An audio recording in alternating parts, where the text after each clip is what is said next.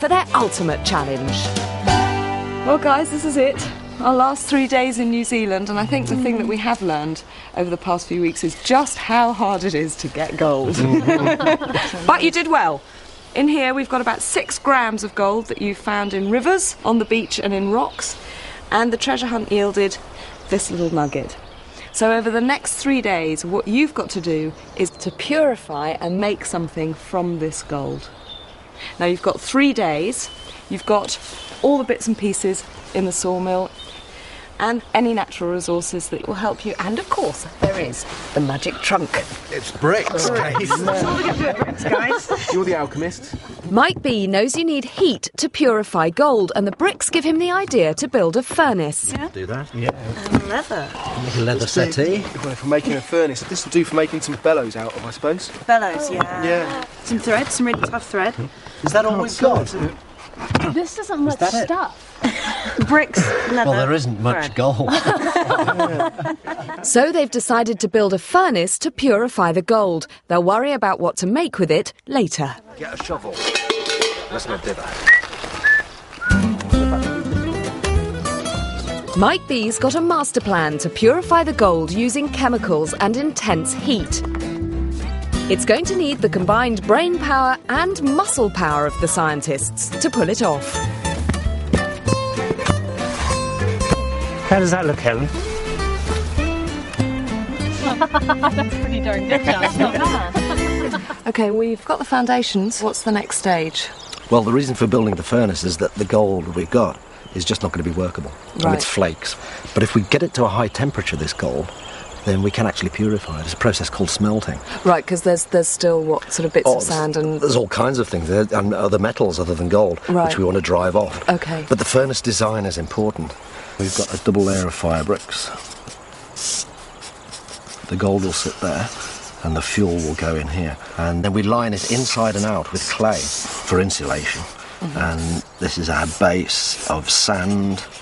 We're then going to put a thin layer of clay on to stop losing heat through the ground. So what sort of temperatures do you need to get up to purify and smelt this gold? Well, gold melts at about 1060 Celsius. Right. So if we can get up to 1100, 1150 degrees Celsius. 1,150 degrees Celsius. Yeah, but we can do that because we'll build into this structure some bellows. And then when they're operating, they'll create this updraft as well. And that will increase the temperature. Okay. But it is trial and error, but then that's science.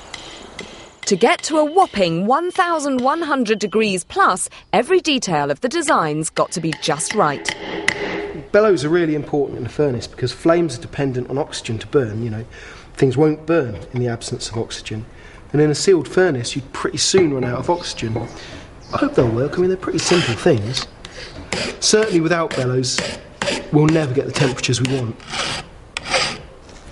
Kathy and Ellen work on clay from the sawmill. It should help insulate the furnace, but they've spotted a potential problem. We're trying to get the air bubbles out of the clay, because if there are any air pockets left in there, when the kiln gets really hot, they'll expand and they could just shatter everything.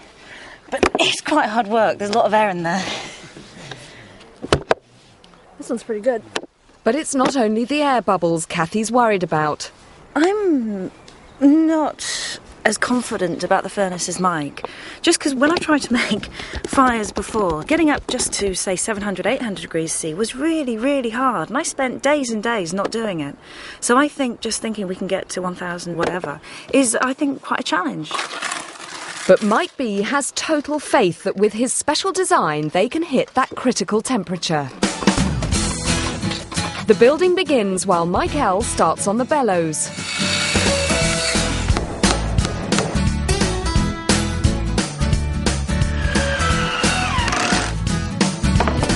By the end of today, the inner chamber has got to be finished so the clay insulation can dry overnight.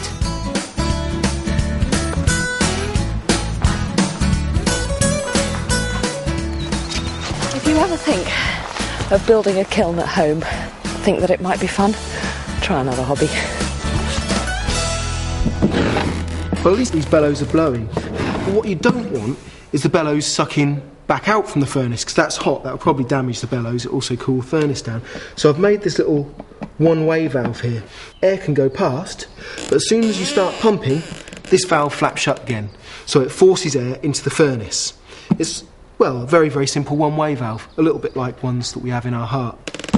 Wow, look at these! They're fantastic! They're bigger than the damn furnace. Huge! Just check if they marry up there. So will they fit in?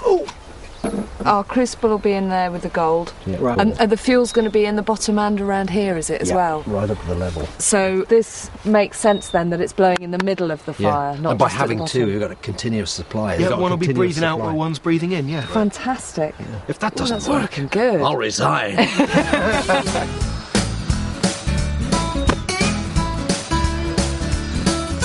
It's nearly the end of day one, and we've almost finished the clay coating that will contain the raging heat of the furnace.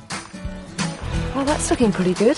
So we've just got a little bit more to cover here, and then have we got to build the second layer of bricks, Mike? No, we won't do that today because Okay. we're going to set a fire in here to dry this out. All right. So if we leave that until tomorrow, it'll help. Help dry drying everything. process. All right, so we just need to cover that last little bit, build the chimney. And we're away. And it's done! Way! To speed up the drying process, we're going to use hot coals, but it's risky.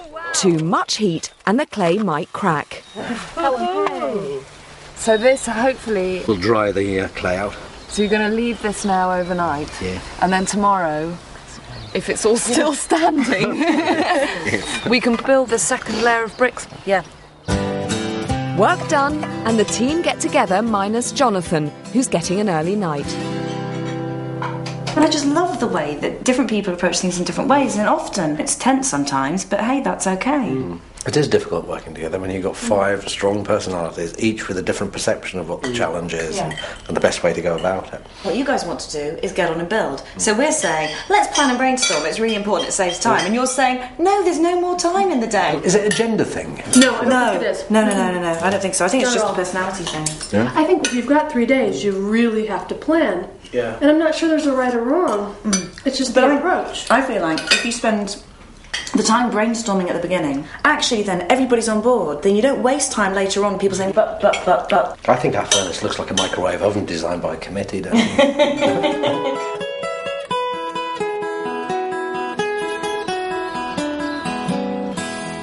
A new day and a new problem.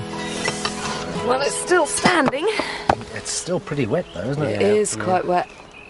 Oh, there's some big cracks in there. Oh yeah. We have no alternative but to go ahead with it. But if we charge it up with some hot charcoal and we warm it up slowly, Yeah. I think that will help. Okay. So by lunchtime we're ready to go with the smelting process. All right. So if you can build that extra outer wall Yeah. Yep. for extra thermal insulation, Fine. well, I go and light some charcoal. Yeah. Fantastic. Yeah. Right. In case the cracks prove disastrous, Kathy and Ellen are working on Plan B. Their idea is to make gold leaf from the 6-gram nugget of pure gold found in last week's treasure hunt. It's ambitious, but gold is one of the only metals that can be flattened into leaf. They decide to start with just half of the nugget. So let's split it into two, so we get half each to work on. Hey. Absolutely beautiful. Should I make predictions on how big our gold leafs are going to end up being? No. Using powder to stop the nugget from sticking and leather to protect it, the gold leaf experiment begins. A super furnace needs super insulation. The air trap between the two walls will help seal in the heat. All we're missing now is the chimney to channel the vital updraft created by the bellows. And after an exhausting hour of hammering... It's breaking up horribly, isn't it? Yeah, what do you have any ideas? Well, gold is so easy to bend normally. So what we could do is heat it up a bit. Okay, That should make it a little bit more malleable. yeah. Well, let's try heating it up. Okay. They can't work with these broken bits, so as not to waste them, they decide to add them to the gold flakes going into the furnace. That means starting from scratch with the other half of the nugget. Okay, moment of truth. Oh. Yeah, it's looking good. This side. How's it looking your side? It's looking. Yeah, I think it's okay. They're in. Yeah. Fantastic. Yeah, and what do you reckon to this as well? What on A little earth development. is that? That is a thermometer. You're joking. It looks like a piece of rock with a bit of crumpled tin foil on it. Well, that's what it is pretty well. Because the thing is, with this furnace, it's going to take a long time to get up to temperature, Yeah. a long time to take it down. We've only really got one day. So it'd be a real tragedy if we didn't quite pump hard enough or we took the gold out too early.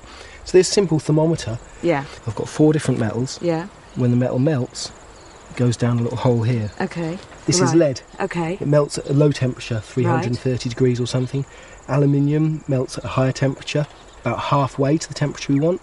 Then we've got brass and finally copper. Yeah. Gold's melting point is in between those two. So if we pull this out, the copper's melted, we know we're up to temperature. So ingenious. Isn't that clever? Simple, isn't it? It's absolutely So, brilliant. We've missed you two throwing clay around in the background. We finished the furnace. It's looking fantastic. Oh, great, yeah. How about you guys? How's the gold leaf coming along?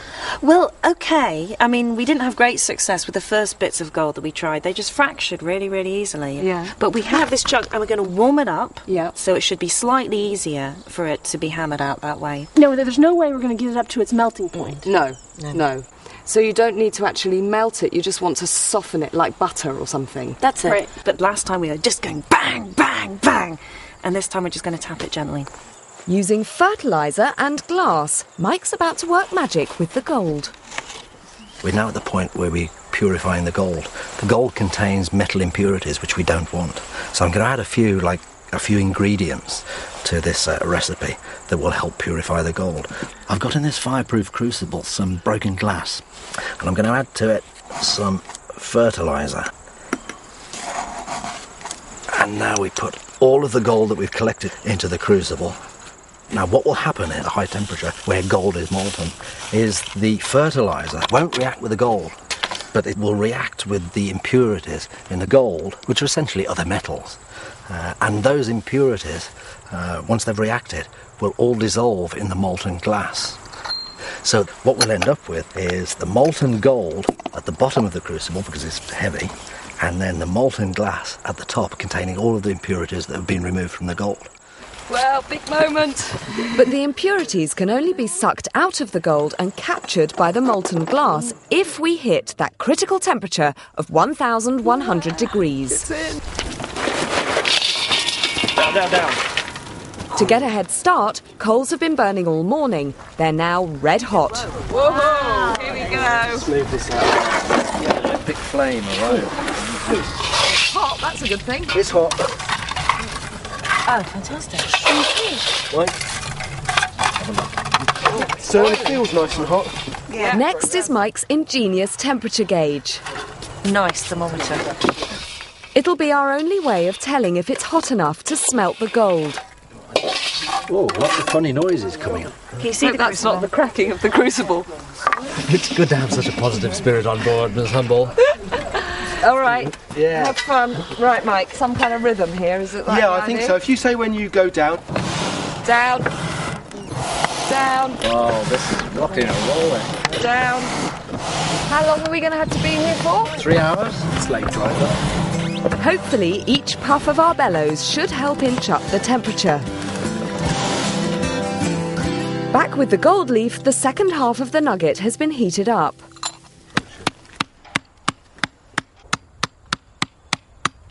Shall we see?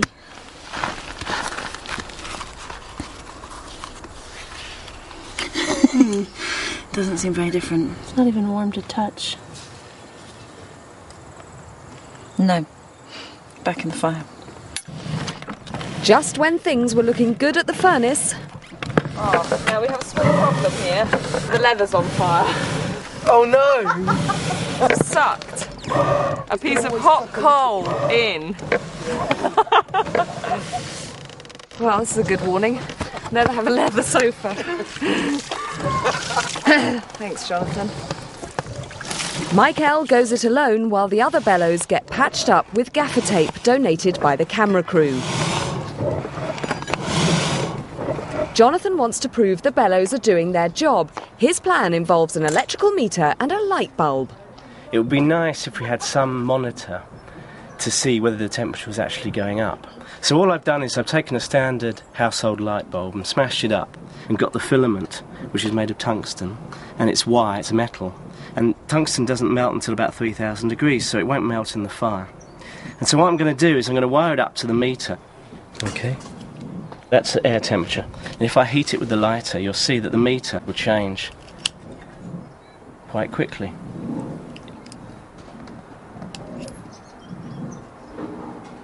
You can see that. So in principle, by putting it in the kiln, we can actually monitor that the temperature is actually rising. Okay. So what's this, Jonathan? When you bellow, if the temperature goes up, we should be able to measure that on there. So we can tell whether all your hard work is working, which I think it probably is. That fire's still well alight. Okay. Can you see the needle moving as I put it in? Actually, it's stopped now, so start bellowing. Well, the needle's wobbling around, so it's definitely changing the temperature as you bellow. Almost in unison with your bellowing, actually.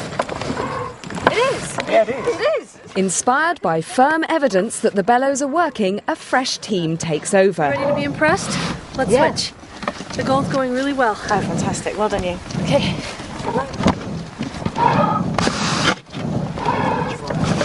They've got to keep that temperature rising to purify the gold. So just how hot is it inside the furnace? Hey guys, can you stop bellowing for a little while, please? Gonna try and clear it out. How does it feel, Mike? Well, this outer wall is cool. You can't feel the heat. That insulation must have been really good. Right. Okay, let's see if we can get a guesstimate at the temperature then. It's actually not that hot down the bottom compared to the top, nowhere near. But it's made the steel very floppy. Well, it's no surprise the lead's melted.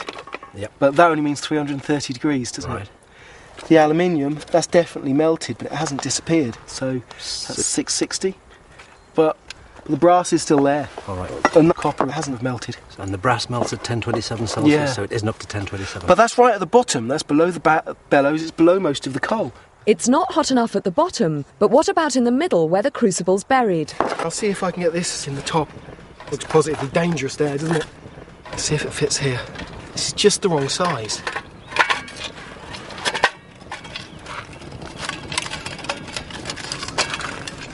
Aha! There we go. Can you start again, Ellen, and see? That's still not going to be as hot as where the crucible is, but it's going to be hotter than the bottom, hopefully. As they wait for a reading, Jonathan can now think about the ultimate challenge. The team's picked him to make something from the gold, if they ever manage to purify it. Kathy's still working away on the gold leaf. Like Jonathan, she and Ellen have no idea yet exactly what to make with it. Back at the furnace, everyone's hoping that all that pumping will have raised the temperature. Hey, you guys, stop bellowing for a second. I'll see what temperature you hit. Okay. Well, this isn't really in the fire, it's near the top. Oh my word. What? Well, it's hot, but I can't really tell you how hot because I can't get it out, it's melted. It's really quite badly messed up. Are you alright there, is that hot? It's hot. Mix it. Ready? If you pinch, I'll pull. Oh my word. Oh, wow.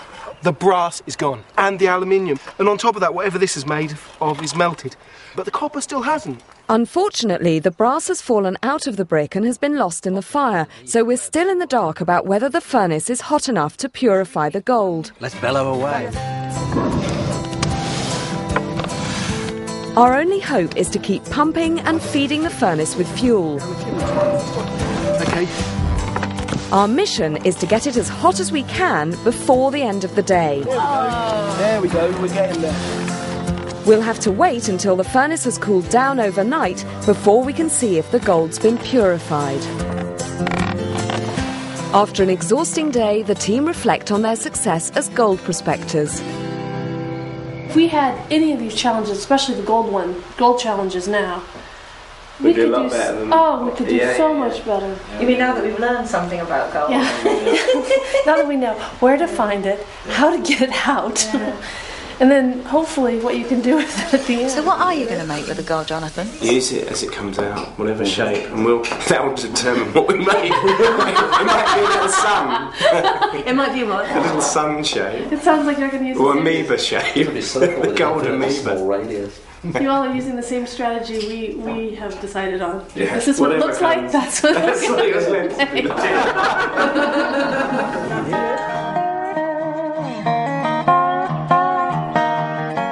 Last day, the culmination of 6 weeks' effort. So did anyone get any sleep last night at all? Yep. Too excited, Ken. Too excited. Well, should we do it? What do you think might be? Yeah, let's open it up. Okay. See what we got. Ta-da. Let me through. I'm a doctor. Oh, there it is! Hey. Wow! Look at that! It's in one piece. Smash it open.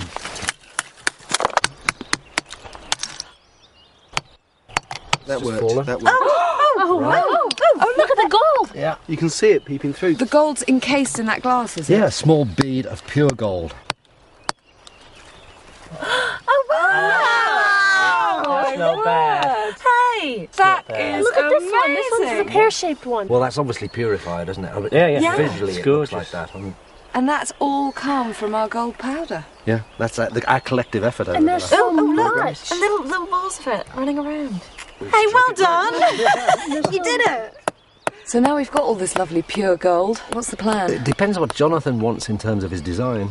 It'd be easier for me if we could get it as one blob. Yeah? Well, I could fire the furnace up again. Well, there is one other way, and that is now that it's purified, we might be able to just heat it all together into a blob using a car battery to melt it. Mm-hmm. So it's worth giving that a try as well. But we'll light the furnace anyway as a fallback. Yeah, I think so. Okay. It's pure, but to work it, it needs to be in one piece. In the sawmill, our electrical wizard Jonathan is ripping batteries apart. He's got an idea how to generate lots of heat, enough to fuse gold together.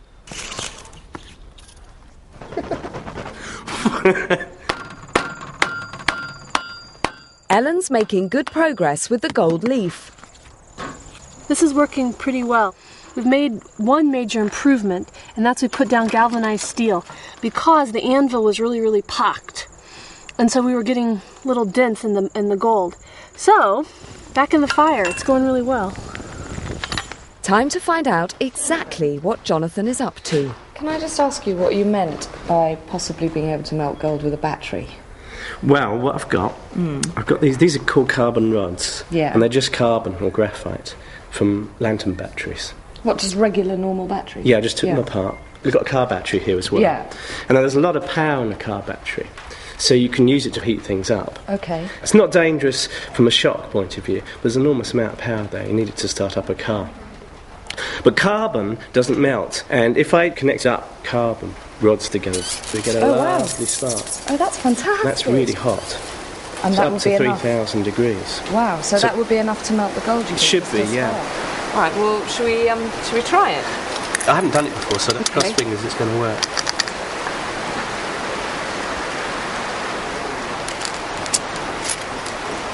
Oh, beautiful. Oh, it's working. Yeah. You can see it melting. I'm not coming too close. Oh. Wow, oh, the gold's really glowing. Yeah, it's melting. Look at that. Look.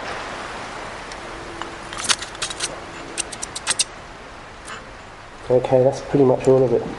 Wow, look at that. It's absolutely glowing red.